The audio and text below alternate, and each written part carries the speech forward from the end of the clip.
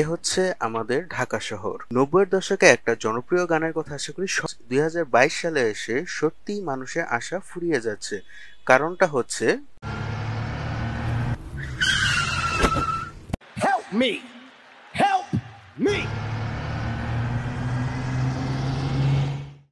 ঢাকার গলায় কাটার মতো আটকে আছে এই যানজট। ১০ মিনিটের রাস্তা পার হয়ে গন্তব্যে পৌঁছাতে ১ থেকে ২ ঘন্টার বেশি সময় লেগে যাচ্ছে সাধারণ মানুষের। ইনি আতিক সাহেব। ওনার আজ অফিসে আসতে ২ মিনিট দেরি হয়েছে। এদিকে তার বস ২ ঘন্টা লেট করে এসে তার একদিনের বেতন কেটে দিয়েছে। ঢাকার সড়কে কেন এত যানজট?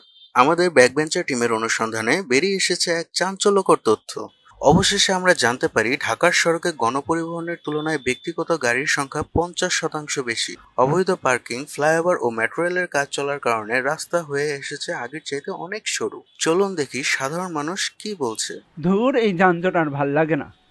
আজকেও অফিসে যাইতে দেরি হবে। মেট্রো রেল হয়ে গেলে আশা করি যানজট কমবে।